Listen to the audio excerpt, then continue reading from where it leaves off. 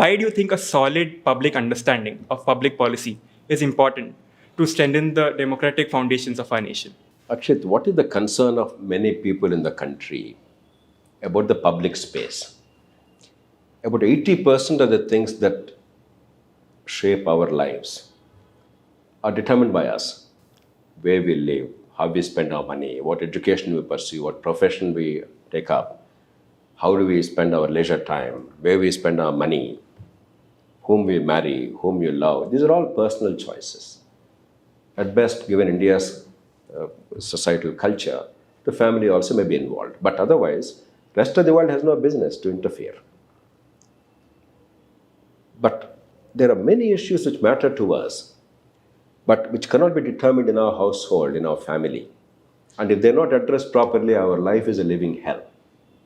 It is the 20% number of issues, I'm giving a ballpark number, but which has a profound impact on our life, on our collective lives.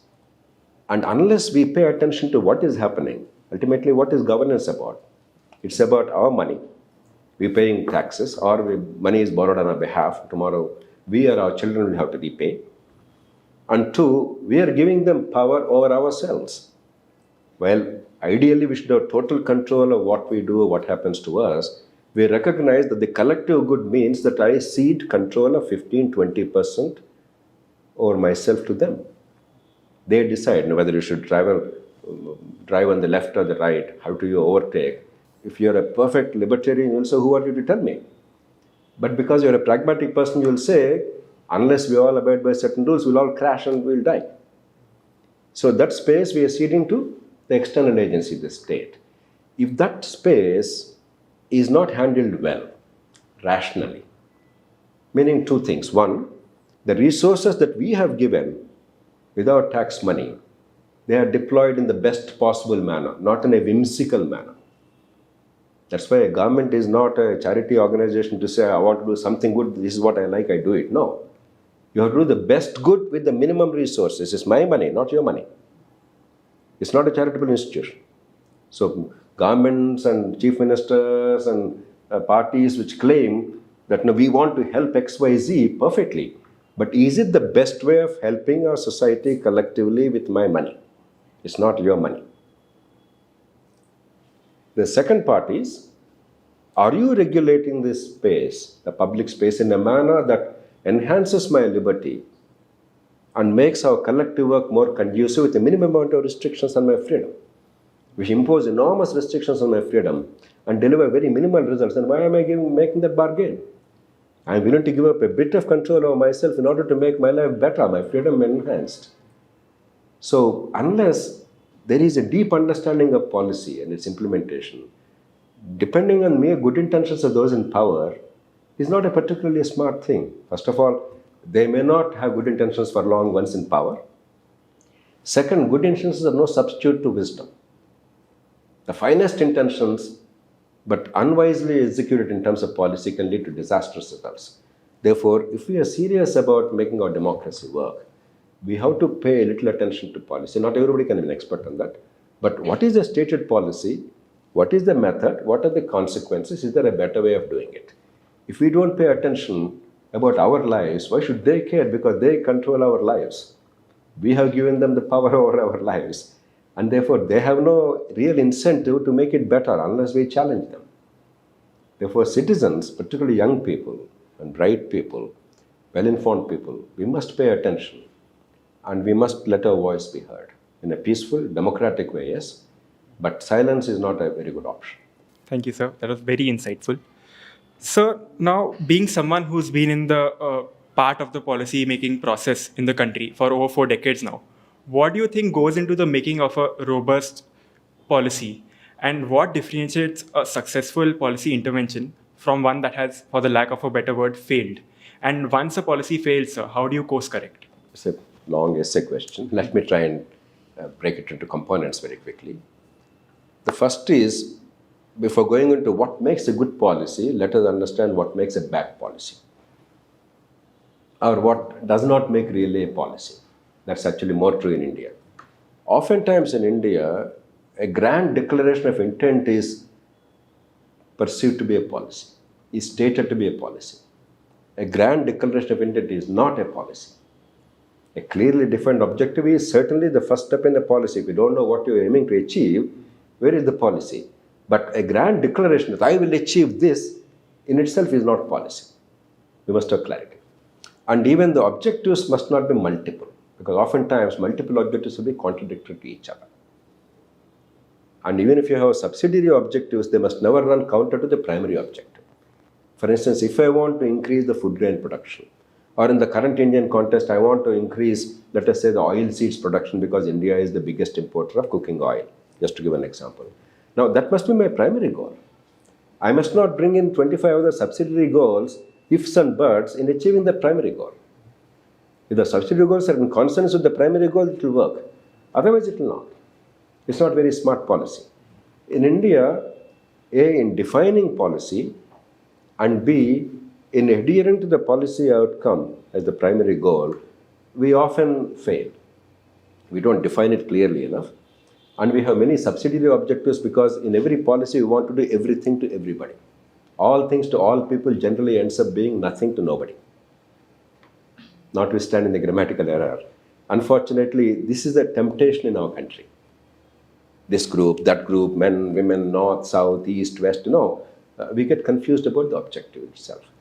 Once the objective is clearly defined, without these distortions I mentioned, as I said before, it does not make the policy at all. It's a best declaration of objective. Then there are two things in the policymaker's toolkit. One is resources. Have I given the state, the collective, the capacity to achieve this objective? If I want to increase food production or oil production, cooking oil production, or enhance skills, or impart education, or limit family size by promoting family planning, you take any objective. Have I given the state the capacity? It may be legal capacity, that you have the power to regulate. Only in some cases it works. You can't regulate the family size by law. You can't regulate the farming by law. But there are some areas, whether you want to manage the traffic better, therefore regulation is necessary. Certainly, in some cases regulation can help, but it's not a primary thing. Child marriage, dowry abolition were the objectives, but merely making a law will not change much. A law certainly helps. At least the law is giving a guidance, clearly setting what is right, what is wrong. But the law in itself will not achieve the objective. There are many more things that have to go into it. So, the regulatory power. State capacity can be enhancing the human resources, the expertise available, from pollution control to traffic management to infrastructure building. You require to have the technical capability. Then you have to have the monetary resources. So policy goes into these in terms of building the state capacity. But if that's only done, that's a bureaucratic thing. Though we don't do this part very well, some elements of this are done in our policy making mostly. And generally policies fail because our policies rarely address the central issue, namely the incentives. Things change not because of a government or a bureaucrat or an elected politician. Things change because each of us as citizens, we find it worthwhile to behave differently. Whether children go into school, whether they're studying in a manner that gives them the best value of education. Going to school can be merely cramming and then copying in examinations, getting grades. That doesn't help anybody. So not only going to school, but actually children focusing on, let us say, the conceptual understanding and application of that knowledge.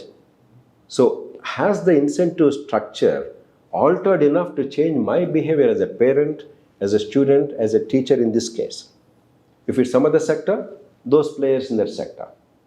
And if the altered behavior then leads to altered outcomes, then the policy is success. If I merely say, I want good education, I don't even know what good education is as a policy maker. And I use the word education 100 times or 1,000 times in the policy document, but don't create instruments or incentives to make that policy work. What happened to our education? From day one, we've been talking about education. We've been funding it enormously. We made it a fundamental right. We had so many education policies. We had so many programs, Sarva Shiksha Abhiyan, Madhyamik Shiksha Abhiyan, A Abhiyan, O Abhiyan, lakhs of crores of rupees pumped into it quite rightly. Outcomes are appallingly bad. So education is a classic area to understand why well-meaning policy, where there's no political incentive to mess up. You cannot argue that the political parties and the bureaucracy of India doesn't want us to be educated, right?